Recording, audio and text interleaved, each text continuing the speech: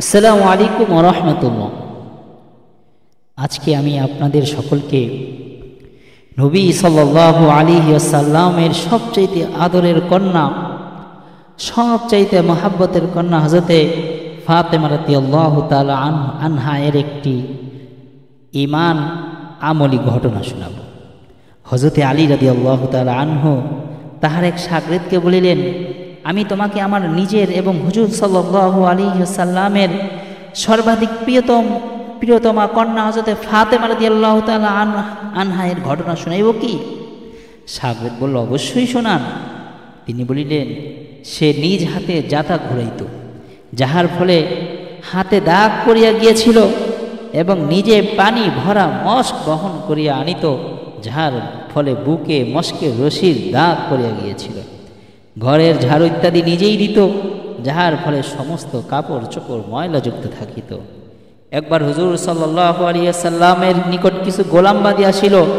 আমি ফাতেমা রাদিয়াল্লাহু তাআলা আনহাকে বললাম, তুমিও যাইয়া হুজুর সাল্লাল্লাহু আলাইহি ওয়াসাল্লামের নিকট হইতে একজন খাদেম চাহিয়া লও, যাহাতে তোমার কিছুটা সাহায্য হয়। সে হুজুর সাল্লাল্লাহু আলাইহি ওয়াসাল্লামের খেদমতে হাজির হইল। সেখানে লোকের সমাগম ছিল, আর সে স্বভাবগত অনেক বেশি লাজুক ছিল। সকলের সম্মুখে পিতার নিকট চাহিতে লজ্জাবোধ করিল এবং ফিরিয়া আসিল। পরদিন হুজুর সাল্লাল্লাহু আলাইহি ওয়াসাল্লাম স্বয়ং তাশরিফ আনিলেন এবং জিজ্ঞাসা করিলেন, ফাতেমা, তুমি গতকাল কি কাজের জন্য গিয়েছিলে?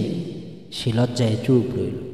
আমি আরজ করলাম, ইয়া রাসূলুল্লাহ, তাহার অবস্থা এই যে জাতা ঘুরানোর কারণে হাতে দাগ পড়িয়া গিয়েছে, পানির মস্ক বহন করার কারণে বুকে রশির দাগ পড়িয়া গিয়েছে, সর্বদা কাজকর্ম করিবার কারণে কাপড় চোপড় ময়লাযুক্ত থাকে।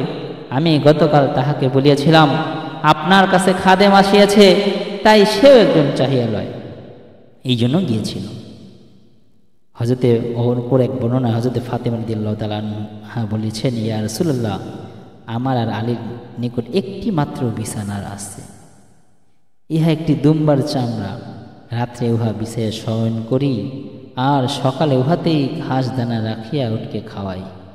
হুজুর সাল্লাল্লাহু আলাইহি ওয়াসাল্লাম বললেন, মা মা মা তুমি ধৈর্য ধারণ করো। হযরতে মূসা আলাইহিস সালাম ও তাহার স্ত্রীর নিকট 10 বছর যাবৎ একটি বিছানাই ছিল, আর তাহাও হযরতে মূসা আলাইহিস সালামের জুব্বা। রাত্রে উহা বিছাইয়া শয়ন করিতেন। তুমি তাকওয়া অর্জন করো, আল্লাহকে ভয় করো, আপন পরওয়ারদিগারের হুকুম আদায় করিতে থাকো, ঘরের কাজকর্ম আঞ্জাম দিতে থাকো, আর যখন ঘুমানোর জন্য শয়ন করিবে তখন 33 বার সুবহানাল্লাহ, 33 বার আলহামদুলিল্লাহ এবং 34 বার আল্লাহু আকবার পাঠ করো। ইহা খাদেম হইতে অনেক উত্তম। হযরত ফাতেমা রাদিয়াল্লাহু তাআলা আনহু বললেন, আমি আল্লাহ ও তাঁর রাসূলের প্রতি সন্তুষ্ট আছি, অর্থাৎ আল্লাহ রাসূল সাল্লাল্লাহু আলাইহি সাল্লাম আমার ব্যাপারে যাহা পছন্দ করিবেন আমি খুশির সহিত গ্রহণ করিব। ইহা ছিল দোজাহানের বাদশার কন্যার জীবন। আজ আমাদের কাহারও কাছে যদি 2-4টি পয়সা হইয়া যায়, তবে তাহার গৃহিণী ঘরের কাজকর্ম তো দূরের কথা, নিজের কাজটুকু করিতে পারে না। পায়খানার বদনিটিও চাকরানিকে রাখিয়া আসিতে হয়। উল্লেখিত ঘটনায় কেবল শয়নকাল উক্ত তাসবিহের কথা বর্ণিত রহিয়াছে।